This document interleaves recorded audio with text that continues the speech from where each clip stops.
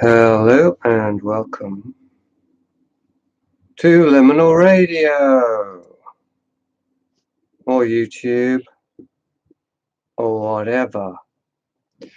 As previously I'm mixing it up, YouTubing simultaneously and recording it in Audacity. So I don't know if all of these media will interface benignly or not. The medium is the message. I'm now split 3 ways down the middle and clicking like a madman to try and keep an eye on everything. I've got a bit of an echo, but I think I can just about live with it. Actually, I'm not sure I even need headphones on, do I? I don't really need to hear myself. I mean, don't need to hear anything. Okay, so if you're on Mixler, hopefully you'll let me know if you can't hear anything. Not much point in saying that for the Mixler people. I'll just type a... Well, I should say, if you can hear me, let me know. Duh, that's obviously the way to go there. And ditto on YouTube. Okay, sounding good, looking good on YouTube. Hello, Nathaniel. You are alone out there, the chosen one. Speaking of which, good, that's confirmation on Mixler. The subject of today's whatever is a human identity crucified by eternal love. It's quite a title, isn't it? It's always difficult to come up with a title because I don't know what I'm going to talk about necessarily. It's not like I've got a presentation prepared or anything like that. So I have to kind of tune in and try and get a sense of what's going on with me.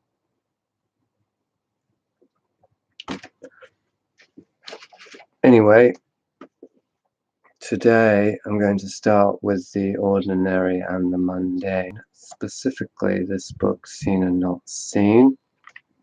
Not that it's an ordinary and mundane book per se, but it's a book which is quite an ordinary and mundane thing. And it's an artifact of my human identity.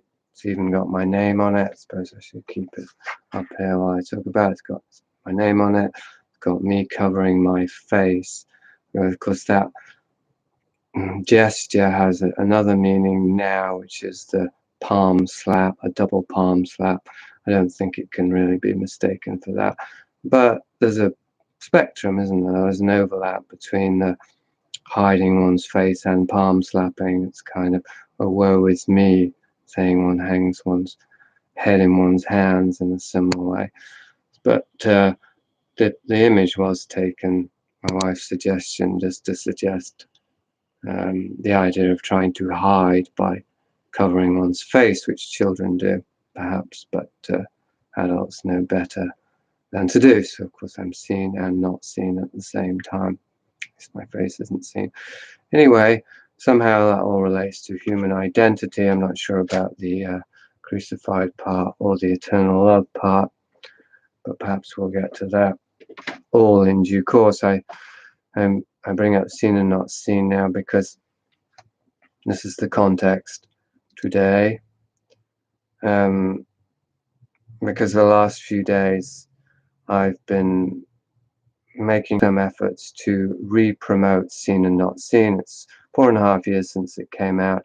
It's sold 238 books, probably a bit more because that didn't include July, and I think I've sold a couple of copies in July. 35 of those copies were sent to me. So basically we're talking 200 copies in 4.5 years. So that would be around 40 copies a year, something like that.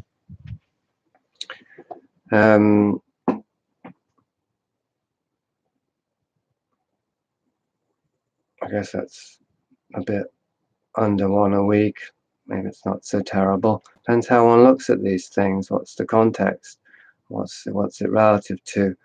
But anyway, I felt and feel as though this particular book has been underappreciated and overlooked, and that maybe I wanted to do something about that. I just reread the book, or most of it, on the finished retreat with David Shah, and then I finished reading it when I got back, and I really enjoyed most of it. Where I felt that it did need work in the last chapters about my brother, and this is partly what galvanized me to try and promote it now, somewhat paradoxically, because if I want to rewrite it and have a new edition, the only way to do that, besides paying money for it, is to first sell up the 1,000 copies of that first print run. I'm not sure if it's an actual print run or if it's print on demand, but anyway, they have a cut-off thing at 0 books, which is they won't do a new edition until 1,000 copies have sold. So there's a long way to go for that to happen. But anyway, that galvanized me a little bit. One of the reasons I think it hasn't sold is to do with 0 books itself, which switched editors from Tariq Goddard, I think his name was, to Doug Lane, just right at the time that Seen and Not Seen was being published.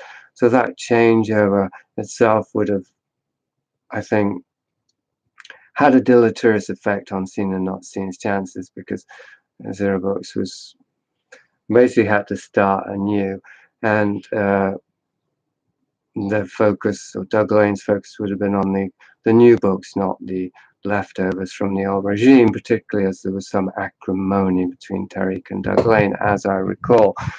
And then there's this other factor, which is the acrimony between myself and Doug Lane, which, well, is somewhat unclear. Doug Lane has not answered my emails, and certainly he's done nothing to promote the book, and I don't even know if he's read it.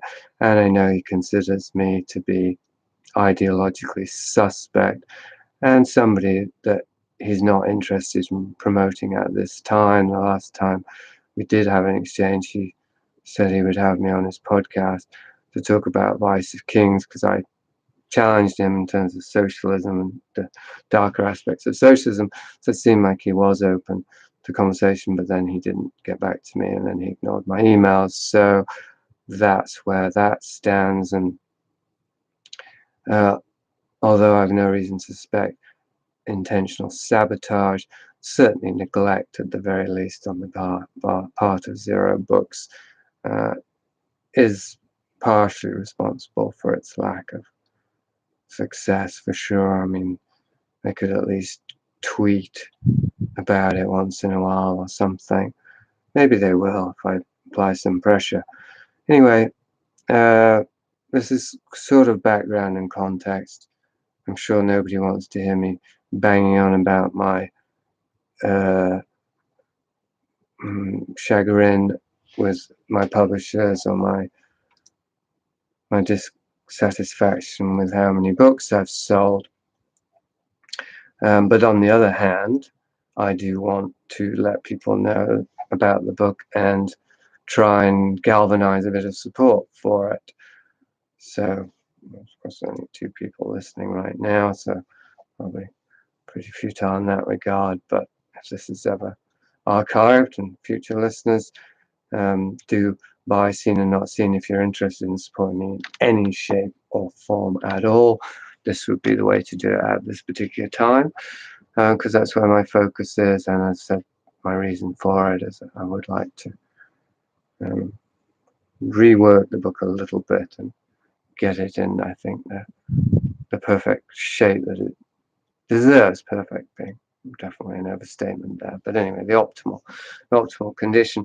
And one of the things that I've managed to achieve that I think will help it to get some more attention is a piece, or 2 pieces, that will be appearing at Cinephilia and Beyond. I put the link in the chat section, both YouTube and Mixler, about Pauline Kael, the film critic. So if you haven't read Seen and Not Seen, you can sample some of the writing by going to that link.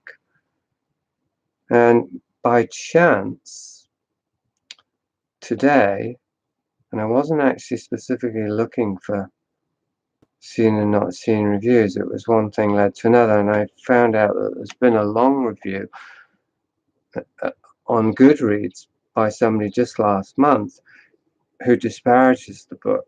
He's an intellectual called Oliver Wood, and he attacks me more than the book itself. I think attack might be putting it a bit too strongly, but certainly it's a very long, in-depth thing, and it's full of very critical remarks about me and my personality and what I'm doing or failing to do with the book.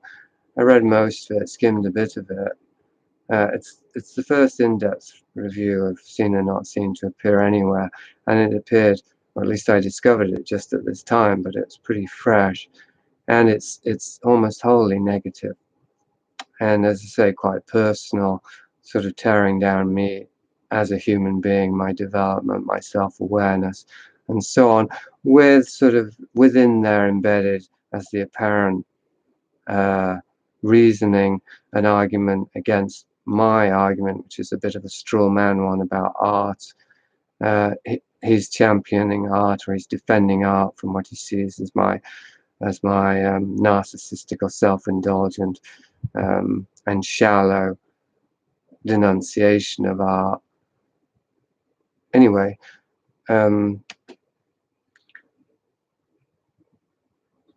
this has definitely had an effect. Reading that had an effect, and of course, one's books as a writer, one's books, or whatever it is, one's creations as an artist, uh, can feel rather like children.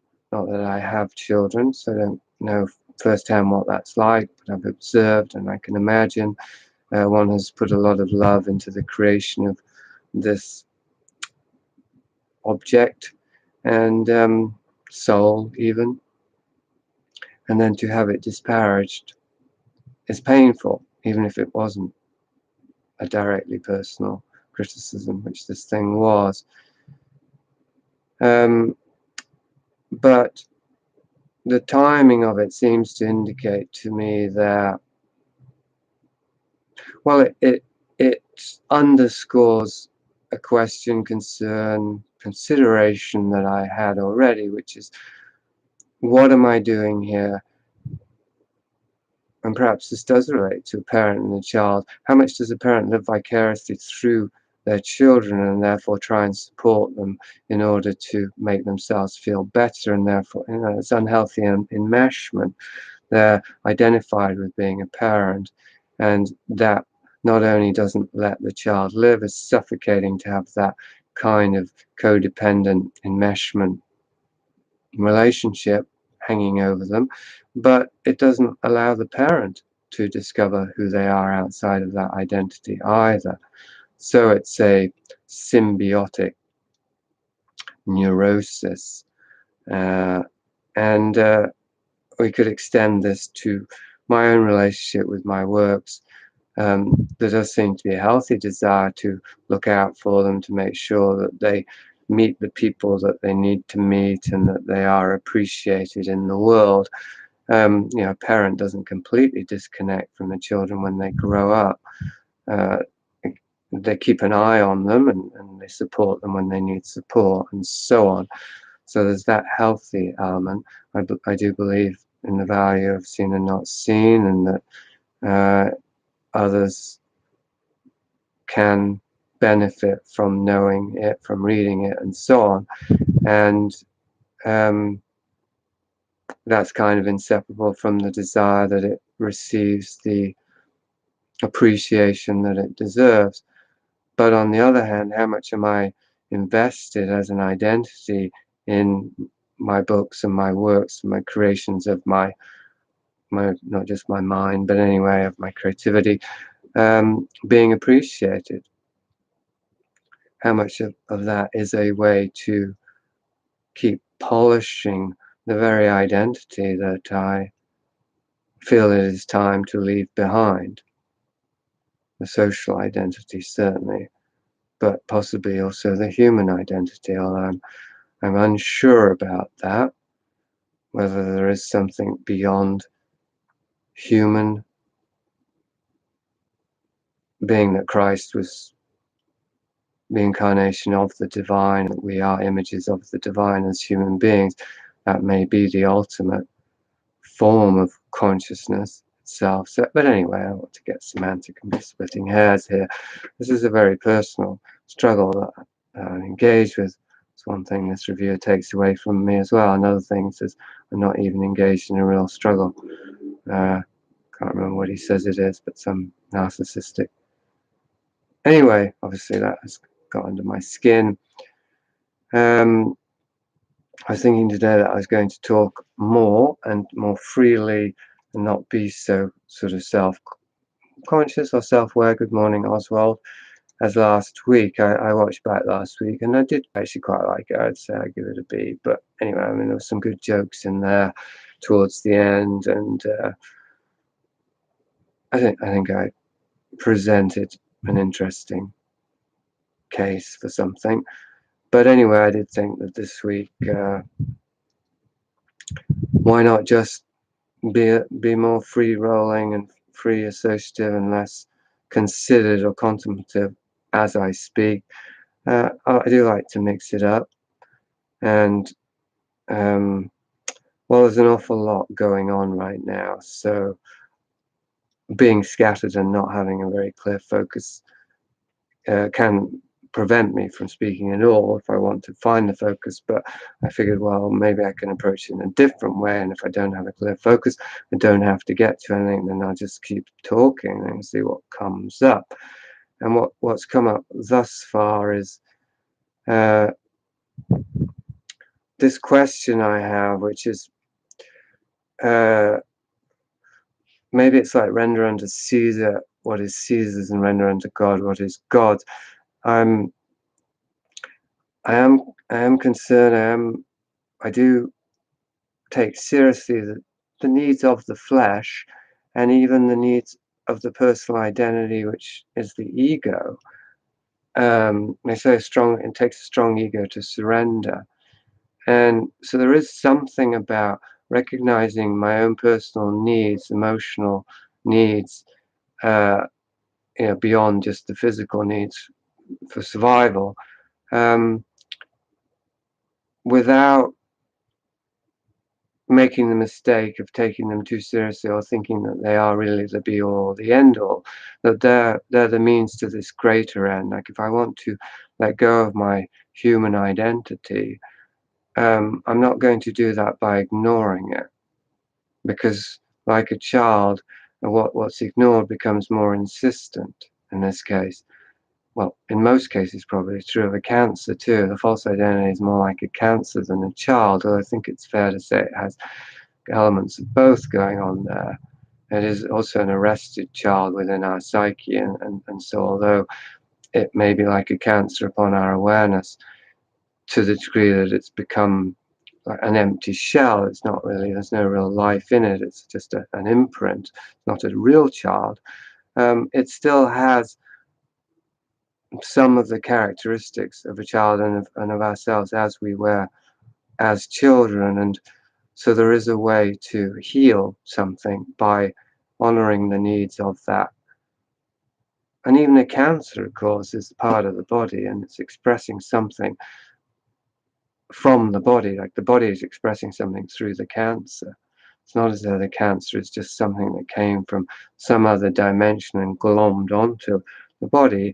It metastasized inside the body due to emotional deprivation, psychological trauma, sexual pollution, toxins, and whatever else is in there. Essentially, repression of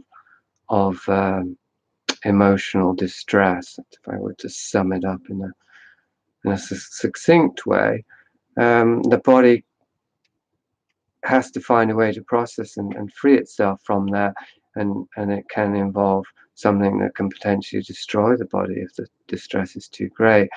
If our refusal to acknowledge the unconscious load that we're carrying around is too insistent. and eventually something has to give. Um,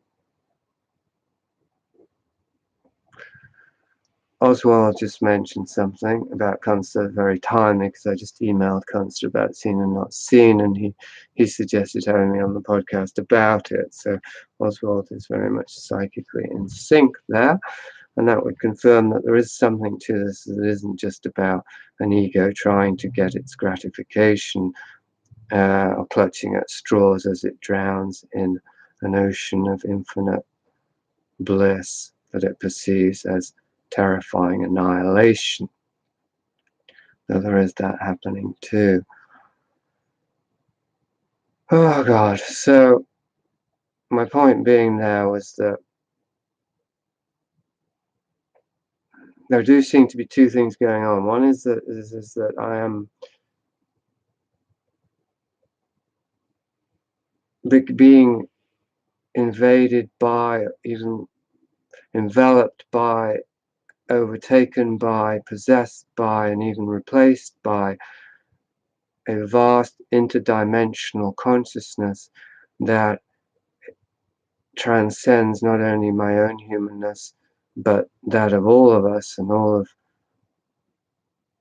temporal existence, uh, but that has many layers. And,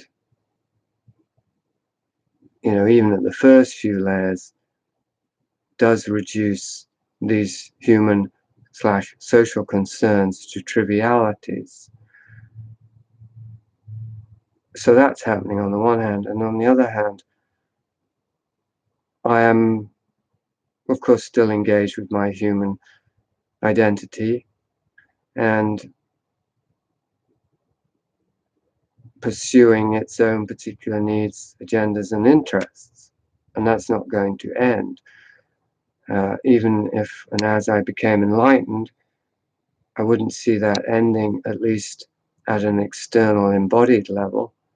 I would presume that I would become more embodied and more engaged with worldly activities, even as I was less identified with them, because bees must continue to make honey.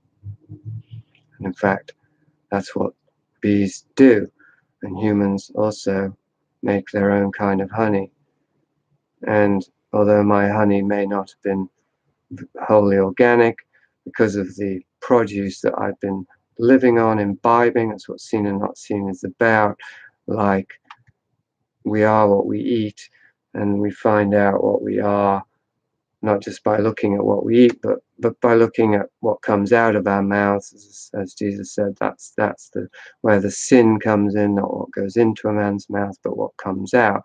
So the things that uh, that we exude, could say, to extend the metaphor. See, vomiting is not an optimal way that we find out what we eat through our physical expressions, but certainly the way we are in the world, and then our sweat and our farts and so on, the thing, how we exude.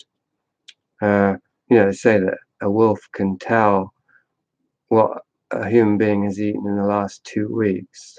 It was a guy who lived with wolves, who an interesting documentary. I can't tell you anything about it beside that, but you probably find it. Wolfman, he was probably called. Anyway, and he lived with the wolves in the wild. I mean, he would come and go, but when he went into the wild to live with them, he had to alter his diet weeks or months in advance in order for them to accept him, and he could only eat uh, whatever food it wasn't necessarily their diet, but it had to be absolutely 100% natural and organic, because any kind of, he could eat one Cheeto 2 weeks, and 2 weeks later they would smell that and stay away from him. So yeah, consider that in terms of how much our way of being in the world is affected by what we imbibe, and extend that also to not just food and drink and oxygen, but also the technology and the media. That's going to affect our nervous system, the dopamine levels, and whatever else, and alter our configuration.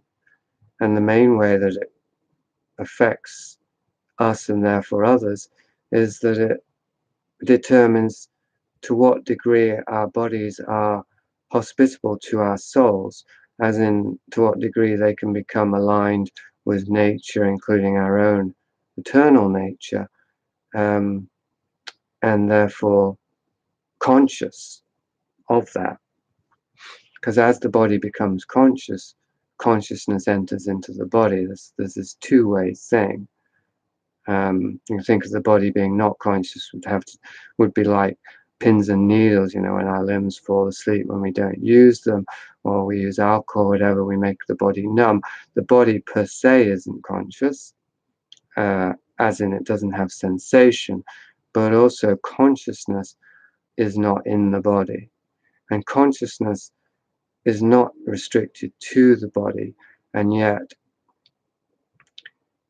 in order to experience itself fully, it has to be grounded in the body. It's like when we try to do the radio station here, in order to get the transmitter to transmit, we had to ground it. We had to dig and get the pole deep down in the ground, and the deeper into the ground the pole went, theoretically, the better the transmission would be. We never did get it working.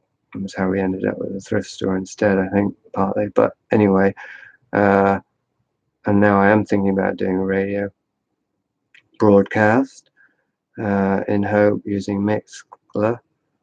But the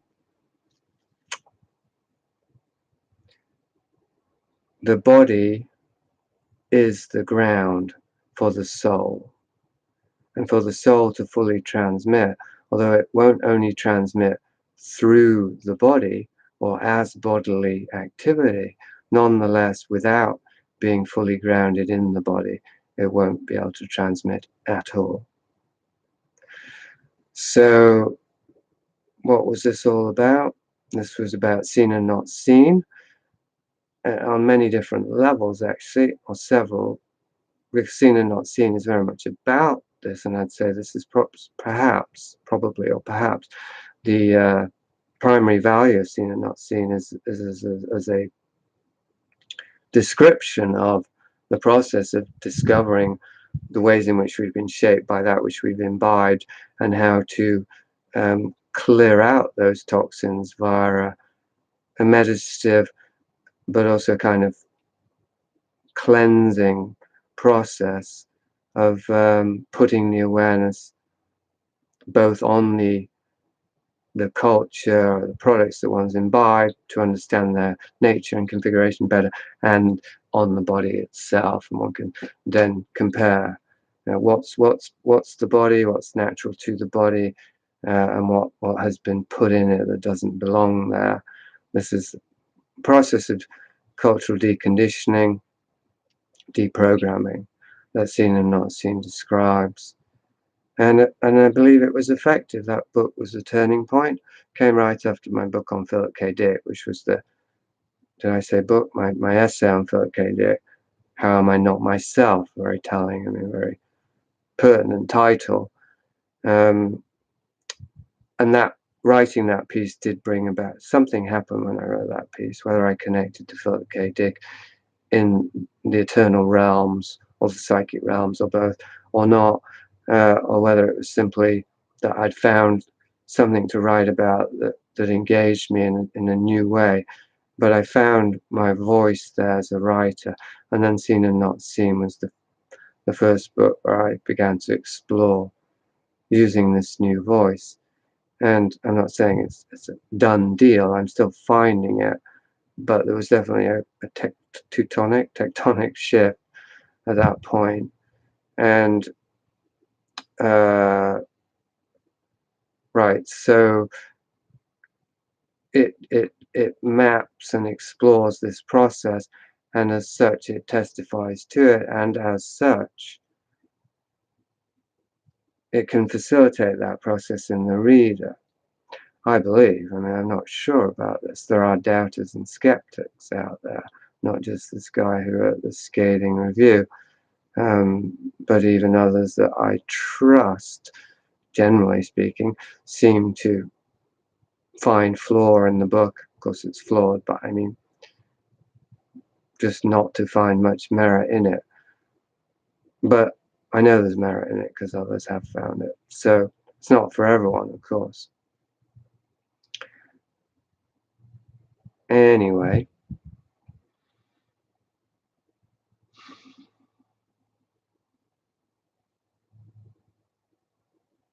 so that was one layer, to seen and not seen. The other layer is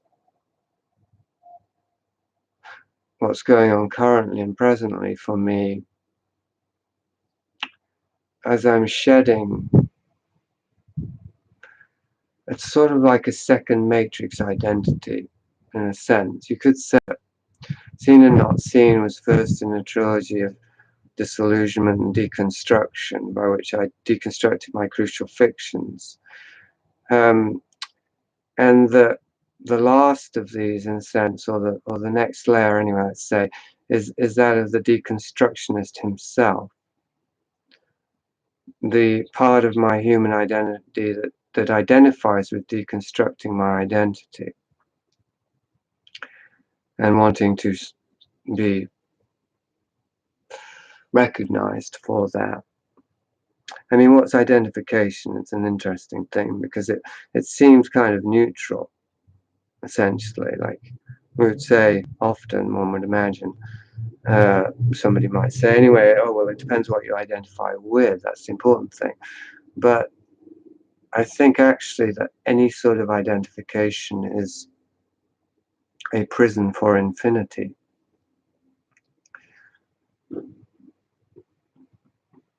Because identification requires an object of some sort or another, human or otherwise, and that whatever that is will die. So if we're identified with forms that will die, then we're going to be imprisoned by that. It's not real, for one thing. I mean, we are not identifiable with anything that is temporal or temporary, not fully. The infinite can't be reduced to a form. It might have some immanence within form, but it can't be reduced to an identification with that. Interesting, because we have God incarnate as Christ, therefore identified as Christ, the Father as the Son, and then we have Christians who identify with Christ if they dare. Even that might be considered heretical, but best case scenario, I won't say progressive because that's a tainted word, but more courageous Christians who do see Christ as a figure of identification,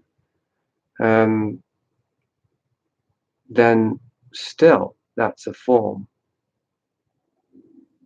Logos, the word that which gives form to the divine, the image of God. It seems as though there can be no image of God, really, just as the Jews said, because an image must be finite. And I don't know how to reconcile that paradox, because somehow we do need an image to get to we do need forms to reach the formless. We do need words to reach the original language. And so my human identity as a writer does seem a necessary mask for the formless eternal that I am, formless, bornless.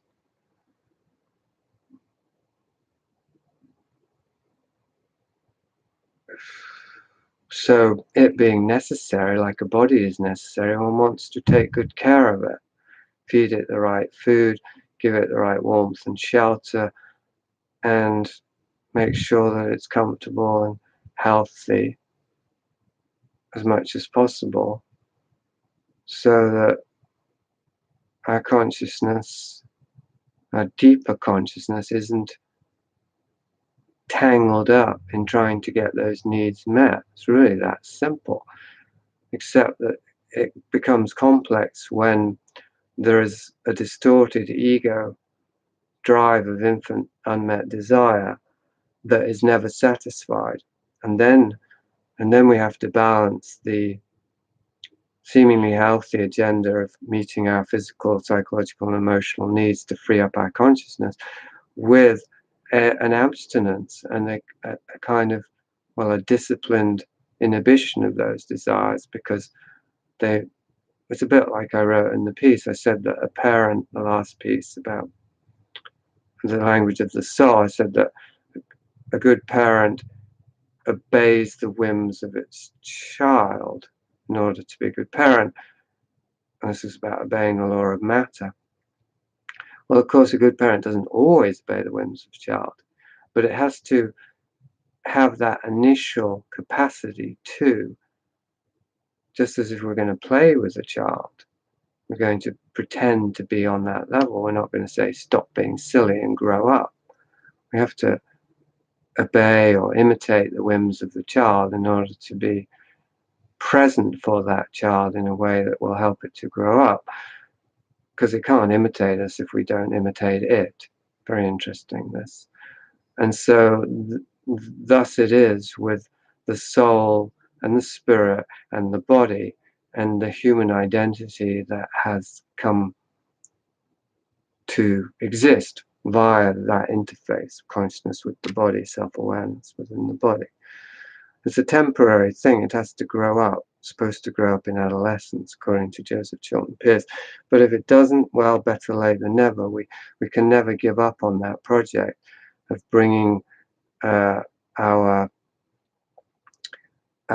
social identity into full adulthood as a cosmic self, as a transcendental, multidimensional self, which is really a no self because it's a multitude of selves. It's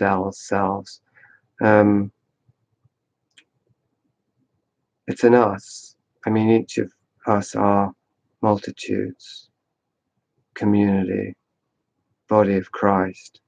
In my Father's house there are many mansions. And last night I dreamt of meeting God. I dreamt that I was moving through the layers. I dreamt that I was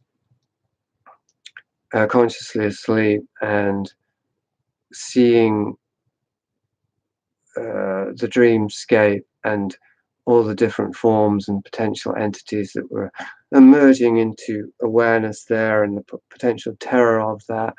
And I was aware also that the most terrifying thing that could happen essentially was, to be physically destroyed in some horrible way because of identification with the body.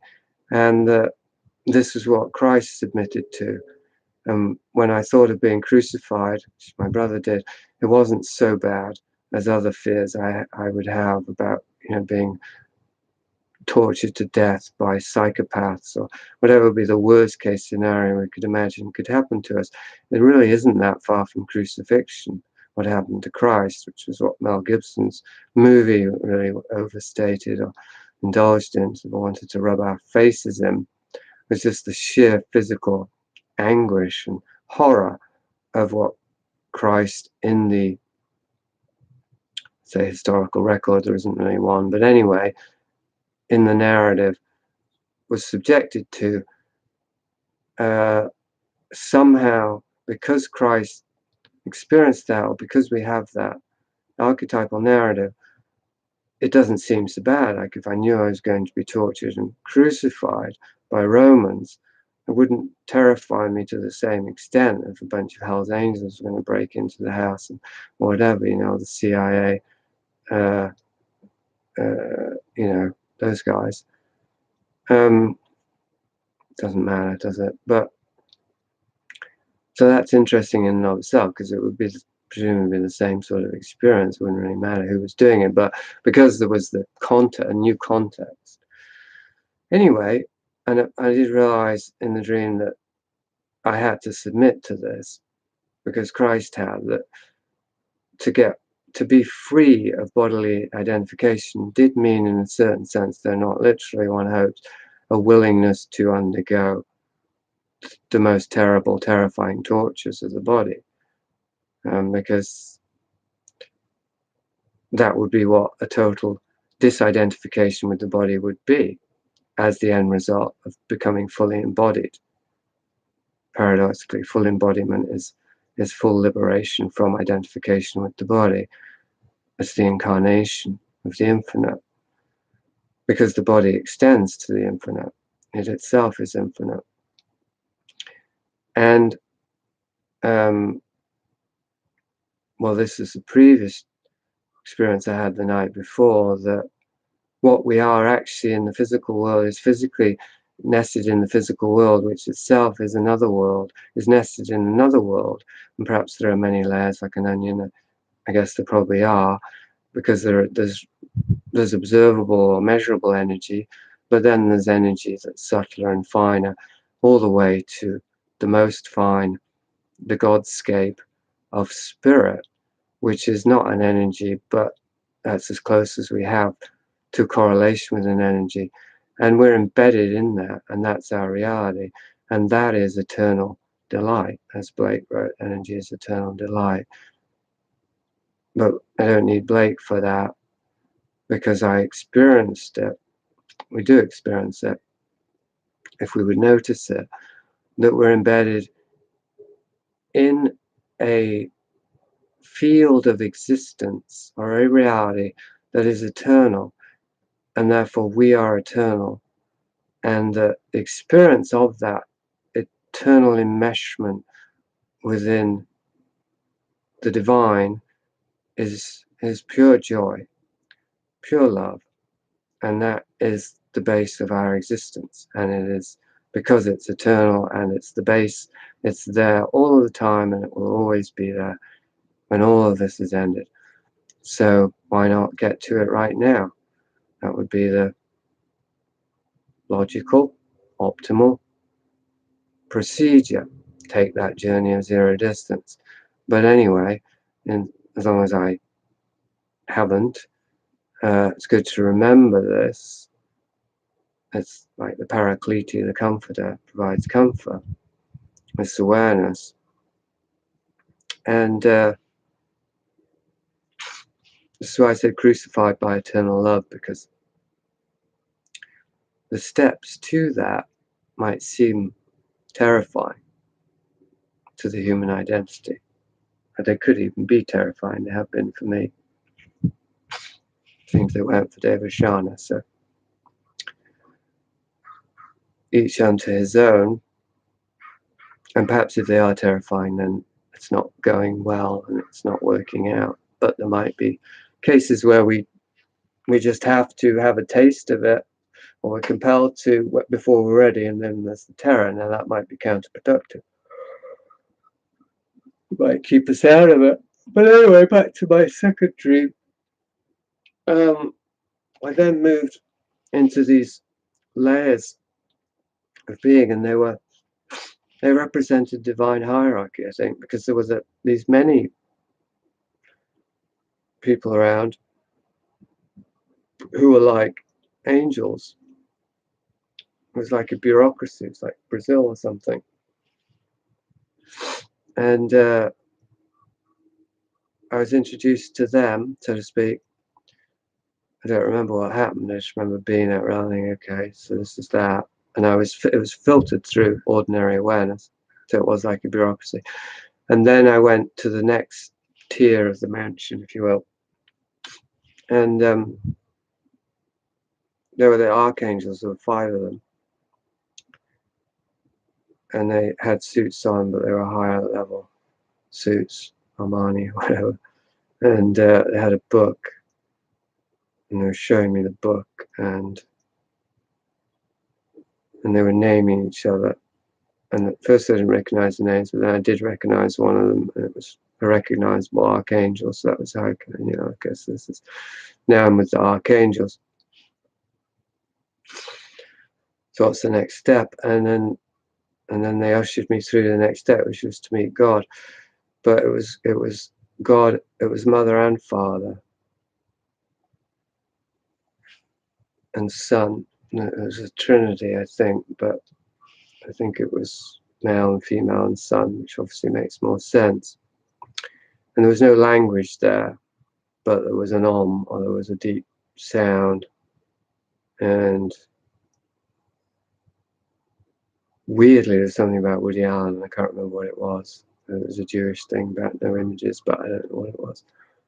I could have remembered this dream if I recorded it when I woke up in the middle of the night, but I chose not to, and then I just let it go, and now I'm talking about it now because I wanted to give some context, like what's going on here for all of us. It's something else, like in the song, "She'll fine looking man, it's something else. Dun, dun, dun, dun, dun, dun, dun. There's a car built just for me. To own that car would be a luxury." Don't remember the lyrics. Sid Vicious did a version. Life is elsewhere. I'm developing this lisp lately. Very odd. Maybe because I'm speaking in tongues. Not very many comments. Let me check Mixler, see if there's been any there. No. People are silenced. So, yeah, to provide some context, my ears got blocked together. Oh, it happens, man. For the other dimension, I mean, for this dimension is the context for this dimension is human is the other dimensions, the angelic and beyond even the angelic. Apparently they are real, and apparently we're embedded in them, and therefore everything that's happening here is also happening there from that perspective, and we exist there too. We are with the angels. So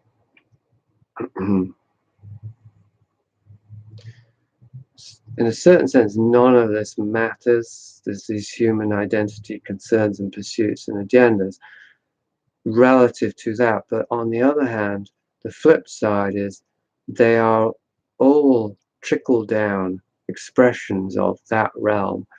And so they're all entering eternity. With each move, with each wiggle of my finger enters into eternity and becomes a part of the eternal tapestry of existence, which is infinite, because it does carry on forever. I mean, eternity is no time, but go down a dimension into the human realm and it's endless time, everlasting.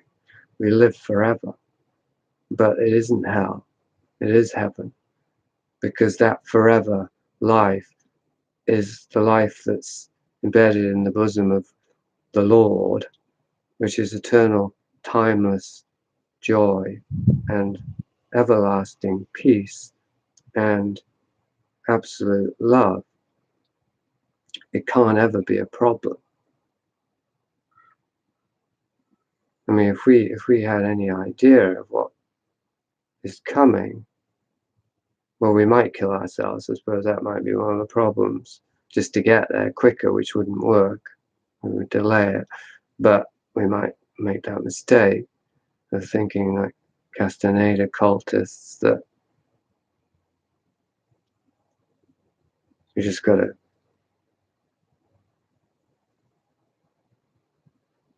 Anyway, that's a distraction. There is a dark side to all this, of course. I mean, the human realm is a dark realm, relative.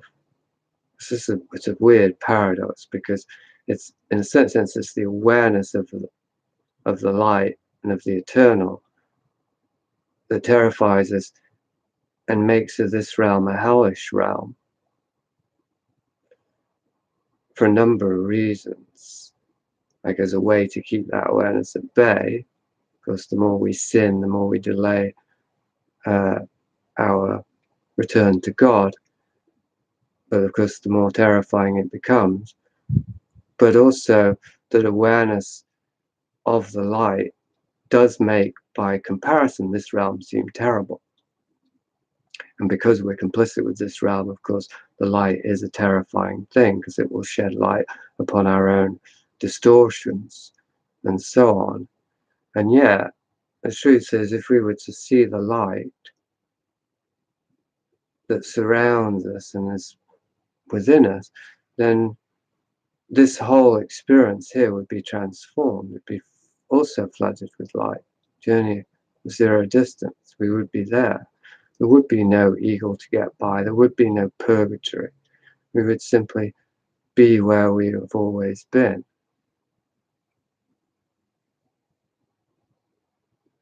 So here's where the deconstruction must end. Because one can't take apart hell brick by brick as a way to then build a tower to heaven, or even as a way to uncover the heaven that was under hell, because then one just stays focused on hell. And hell, although it's not infinite, it can do a good imitation of the infinite. And although it's not eternal, it can seem like forever. Just as if you had to count every grain of sand on the planet, well, it wouldn't actually take forever. But, you know, what's the difference? It's impossible. So it kind of would take forever. Right? So in the last podcast, the first part's called Mapping Hell. Well, yeah, I mapped hell. I mapped my own personal hell. I didn't map hell. So you can't use seen and not seen as a way to get out of your own personal hell. But you can read it and see the way I started to find my way out of my own personal hell. And that may inspire by example. That it's even possible theoretically as an inspiration, I think. But that it's practically doable and you can watch somebody doing it. Now, you're also watching somebody procrastinating and prevaricating and getting stuck on, you know, counting the bricks and not seeing the forest for the trees. And, you know, I may have, in my mapping, I have passed a way out of hell 1,000 times a day. Because as I say, to leave, all we have to do is say, that's it.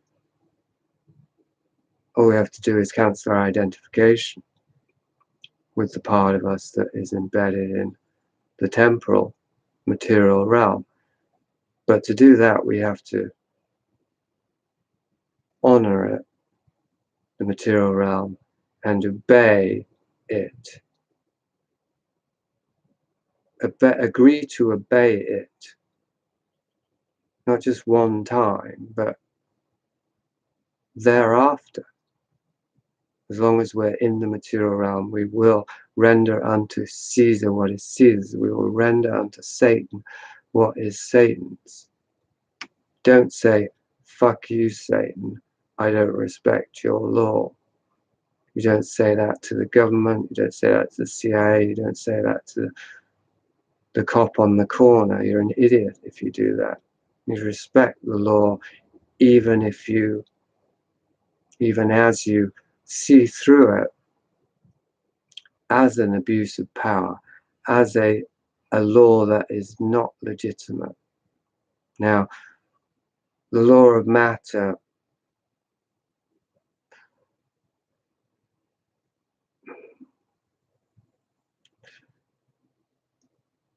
I suppose it's legitimate in a similar, I mean, I was going to say it's more legitimate than human law. It's certainly more, it seems to function better. But decay, hunger, predatory violence, these things aren't, I don't think they're legitimate either, really. But they are laws. And we don't just stop eating because we think that we're more than our bodies. That would just be stupid. But we do take care about what we eat. Because just to eat whatever we want, because we're not our bodies, is stupid in a different way. And the more we respect the law of matter, the better it treats us. true with my experience with Homeland Security when I got busted trying to cross the border into the US. Well, the first thing that helped, well, no, the first thing that helped was what I was going to say, was that I respected them right from the first moment. Like, okay, I'm in the hands of a very powerful institution now. I'm going to play ball. And it came naturally to me. I was in an altered state by that point, and I found myself kind of enchanted by the green of their uniforms and just enjoying the experience because it was so surreal. And so I was able just to naturally extend respect to them as individual human beings working for a system that they hadn't created and that I knew was far more powerful than I was or they were. Anyway, the other thing to say that helped there was that they found out I was a writer, looked me up on Amazon, read my bio, and thought of me as kind of a minor celebrity, but also recognized me as an eccentric character who wasn't the usual run-of-the-mill, border crosser, wetback, or terrorist, or anything else that they were used to dealing with. And so I didn't need to be disciplined in the same way. I was treated better. I respected them. They respected me. This is how the thrift store runs. We respect our customers. We respect the donations, hard as it is sometimes. And we respect, recycling and all of these different things. I mean, there's a whole kind of, I could talk about the thrift store for hours of this regard. I could probably write a book about it. But before that, the renovations like that.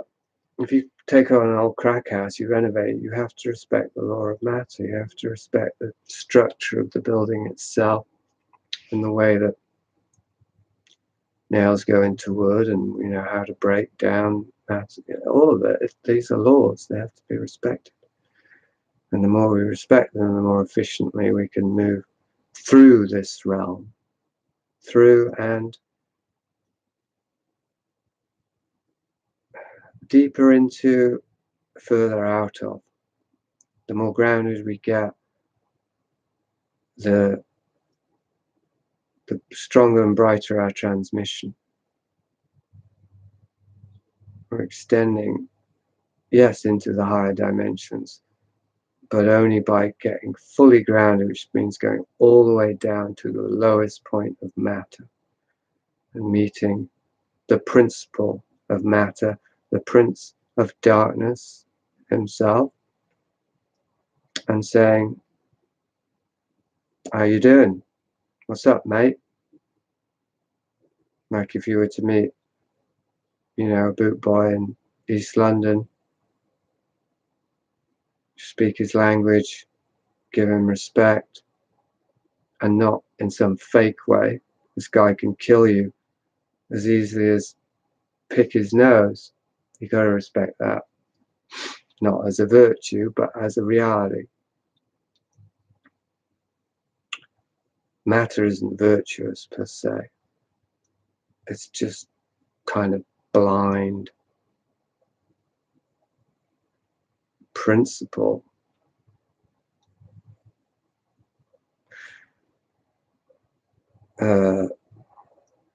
Context. I don't know. I mean, we need it. We need something to root ourselves in, just as flowers and vegetables need it to grow.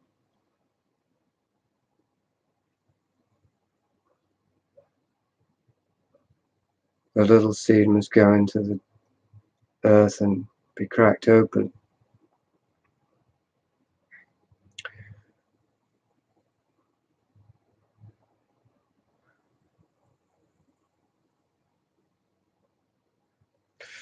So yeah, very dearth-like for the comments. It's unusual. Usually I get a lot more comments. I'm going to put a song on which won't really work on YouTube, I'm afraid. Because I checked, it sounds all horrible and distorted, the music on YouTube. But Yeah, well, apologies for that, but I'm going to do that so I could take a break.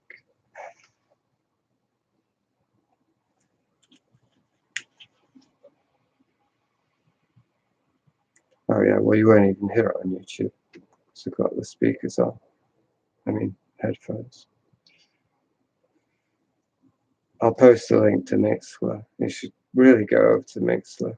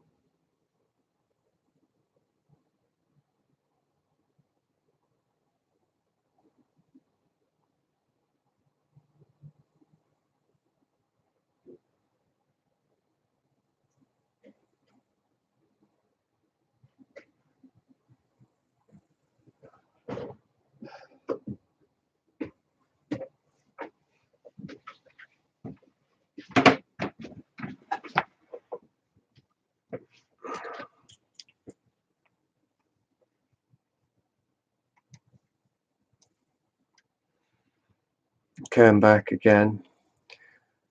There are, it seems like there are 8 listeners in total, 5 on YouTube, 3 on Mixler. Oswald says, have you written anything about autism specifically as it relates to logos? Yeah, I'm not up to date on the articles blogs. Well, not logos in the theological sense, written about autism and language. Well, actually, I've got this book that I can't seem to finish called Techno Logos. It's called for a while, and the first part is on autism and technology and language. So maybe in there's a bit. But yeah, I'm not sure what you mean by logos per se. I mean, I haven't really written hardly anything about logos directly. I seem to talk about it quite a lot.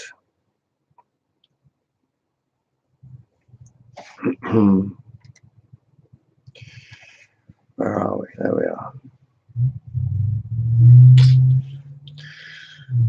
Right. So I've been talking for an hour and 3 minutes. I guess it's winding up time. I'm going to bring it back to see and not see again, plugging my book. This book has sold just over 200 copies in 4.5 years. And that's not good enough. The reason it's not good enough, what is it exactly? Unfinished business, unlived lives. Like, this book hasn't lived yet. It hasn't found the soil that it needs to grow in. At least that's what I feel. But all this talk today has obviously been about a deeper context, which has to do with that we want our thoughts, our words, and our deeds to be fully embodied in this world, and therefore to adequately represent the eternal. And this has to do with completing our business here, I think, or for me personally. And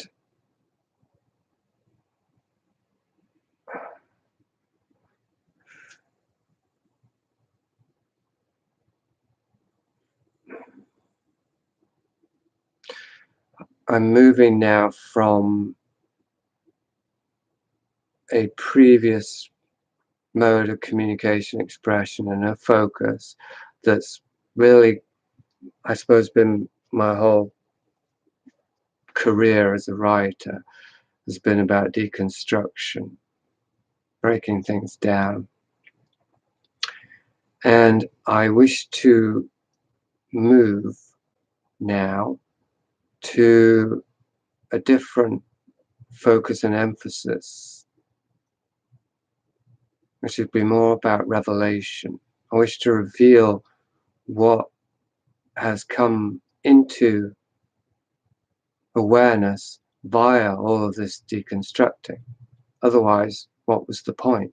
Now, I do believe this is in the books themselves, but it may be in such a way that it's difficult for people to see.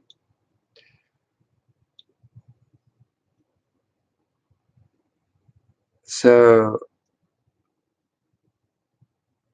I suppose I'm trying to create a new context for these past works that is the foundation for the present works. And because of that, I want to make that foundation more solid. I'm a little bit rationalizing here, but I'm also trying to thread it together and make sense of it. Like, why am I at this point in my life where I seem to be on the threshold of leaving behind my identification, my human identity, my human identification, or my social identification at least? They're not. Oh, somebody just said they just finished Seen and Not Seen this morning. Lola Cherry Cola. Well, that's amazing timing. Incredible read, they said. Well, please say more. Anyway, particularly if it's in any way relevant to what I'm stumbling to articulate here. And now I forgot what I was just saying. The foundation, making the foundation stronger.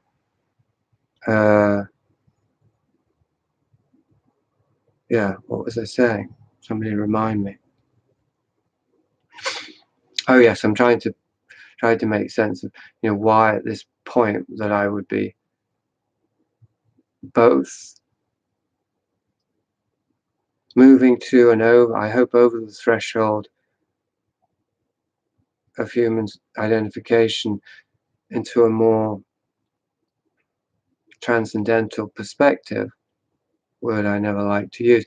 Why would that simultaneously be happening with this attempt to promote my old books and get a little bit more established in this world? Now, it could, of course, be a compulsive neurotic reaction by my ego against being dissolved. That's possible.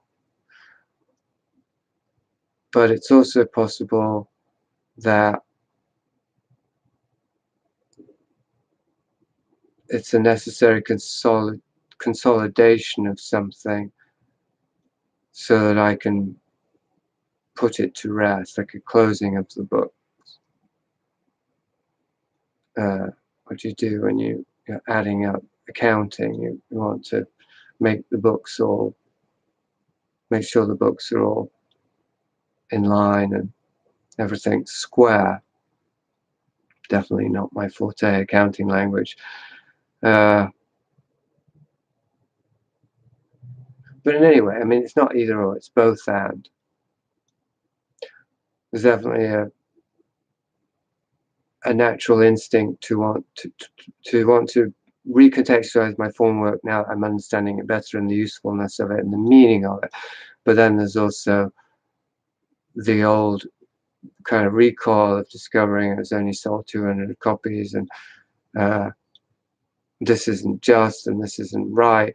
And so, although I don't believe that there's particular meaning per se in changing that, I do want to address that part of me that is not okay with a book that I put my lifeblood and my soul essence into being mostly ignored and neglected, when it has, I think, value to others that isn't being, discovered. Just to acknowledge that part of myself and address it is potentially meaningful. Now, it does sound like a rationalization, but that's, I think, because I didn't put it very well. It was a bit all over the map. But let's say when a person knows that their death is coming, they want to put their affairs in order, and that there's two good, strong reasons for that. One is common sense, good manners. You don't want to leave a mess behind for other people. The other is so that there's no regrets and there's no residual stickiness. One can just say goodbye to this world without hesitation or doubt.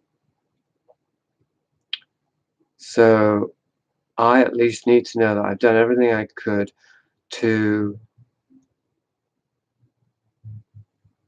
ensure that the work that I've done as a writer reaches the people that it will most benefit and receives the appreciation and support that it deserves. And deserves is a good word. Deserves got nothing to do with it. That is appropriate, that is commensurate to its worth. That's what deserves means, doesn't it? It's like a transaction. You render unto Caesar because there's a required price for being in Caesar's domain. So it has to be commensurate. So I'm asking you to render unto me for my work, by buying, seeing, and not seeing, etc.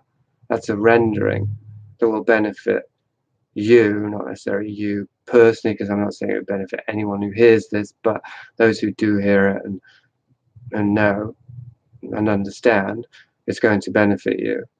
And it will benefit me in a similar way for similar reasons, because I'll feel that I've been recompensed for my labors.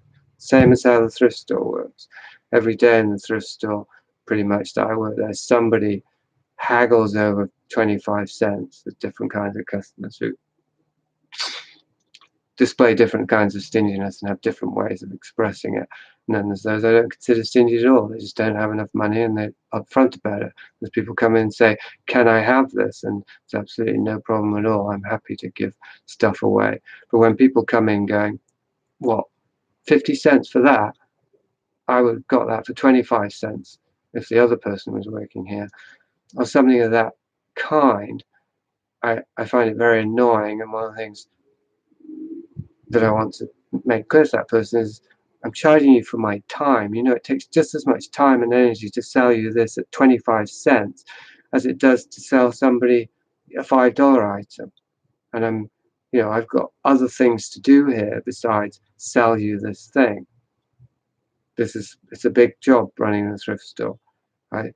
And the person isn't just asking me to sell it. They're getting my attention, they're getting my energy. There's all kinds of transactions going on in that moment. And I'm charging money for my time and my energy. Just as David Shan does, or for example, and gets a hard time because you shouldn't charge for enlightenment. Well, however enlightened we may be, we have finite time and energy. And it's not that our time and energy has a monetary value, it's that if we don't earn money now, or for whatever this is, we're going to have to put time and energy into earning money somewhere else. So to a certain extent, there is, one way or another, a portion of my time and energy has to go into making money. So at the thrift store, I'm working with these objects and human beings. I'm sorting some people's junk or stuff and making it presentable so other people can buy it, and then I'm there charging for that, my time and energy. I'm not charging for the objects themselves. Same with seen and not seen. I don't make any money if you buy my books, hardly any. I think I got a $30 royalty check from Zero Books. I think that was the first one I've got. That can't be a 4-year thing, but it's probably 2 years or something, or even if it's a year, say I get $30 a year. So yeah, I'm not charging for the object. I mean, I'm not making money. It's something else. It's a subtler kind of thing, and maybe it could turn into actually a notable income. That would be a wonderful result. My wife would be very happy if she didn't have to work in the thrift store because I was selling enough books to support us. But I'm not asking or expecting that. All I'm hoping for now is just to sell a few hundred more copies of Seen and Not Seen, and so it matches my other books, and I can feel kind of leveled out. And whatever it is about that book that somehow has prevented people from discovering it, I don't know what it is. But anyway,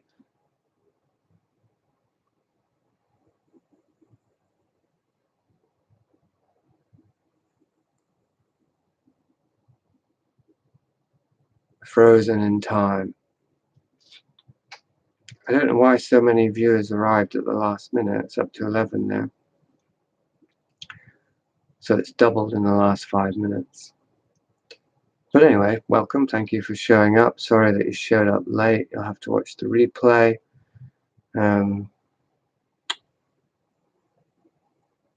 Lola Cherry Cola, and anyone else who has read Seen and Not Seen, particularly if you bought it on Amazon, if you could review it there, that helps. Or if not, at Goodreads, as I say, I just got the first review of it, first long review of it anywhere ever, and it's a takedown. It's a hit piece, so that hurts. I take it personal. Can't not take it personal. It's quite a personal hit piece, but I also have to take it seriously. So yeah, don't feel you have to just praise, praise, praise.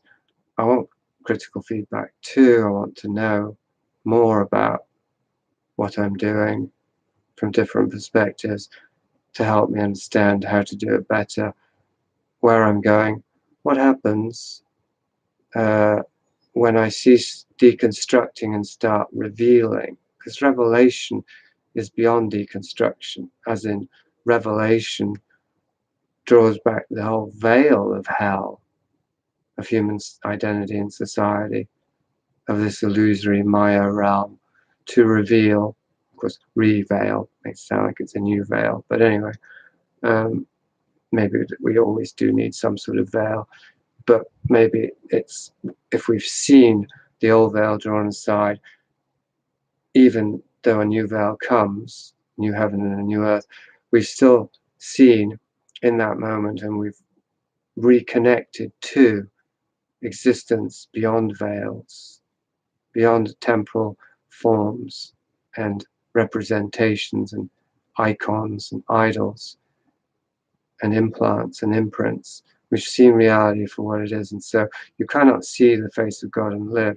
You can't see eternity without becoming transformed by that into eternal, or return to our eternal essence, so the awareness of that. So yes, that's revelation. I wish to be an agent of revelation. I always have.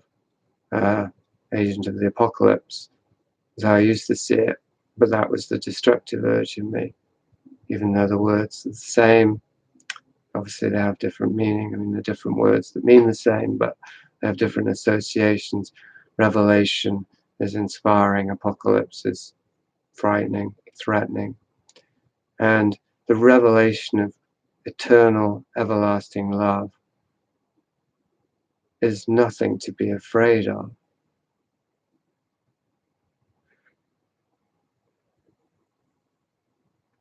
I don't quite know how I'm going to use the same tool set that's been applied to deconstruction for decades to represent eternal love. It's going to be quite a challenge. Martin said, I stopped buying books years ago out of the infinite and unavailable. Seen Not Seen is the one I bought.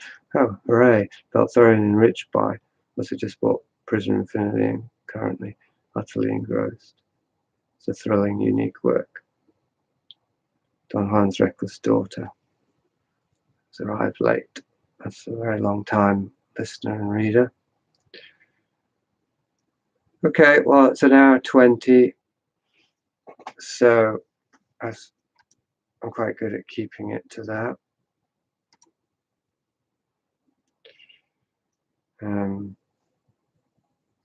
So I will keep it to that. I don't think I have anything to add. I think I've made my pitch, and hopefully, I mean, I know it was a lot more than the pitch, of course, and the plug. Hopefully, it's inspired some of you to action, even if it's not specific kind of action. And I hope also that the main body of this talk was meaningful.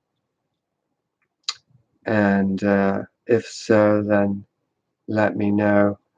Comment at the YouTube. As long as I'm using it, we might as well use it together. So make your comments, hit the like, and share it.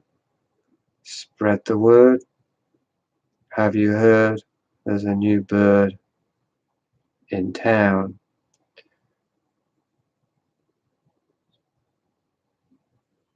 Please keep doing YouTube.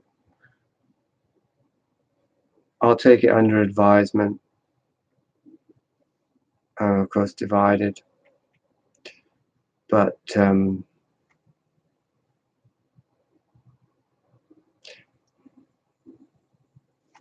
we'll see. We'll see. If I am same time next week, I'm at least consistent in that regard. So yeah, fair to middling chance that I'll be doing this at the same time next week. But if you want it, show it, share it, like it, spread it, tell people, whatever it is that you get from what I do, let me know and let other people know at the same time, because it's useful. It's useful to me. Not because I want to get praised, although I do, but because I want to better understand why I'm doing what I'm doing and what's working and if it's working and how. Okay, this is Jasun Horsley. Find me at horticulture.com. Have a weekly podcast and a bunch of books and articles you'll find there too. Thanks everyone for showing up.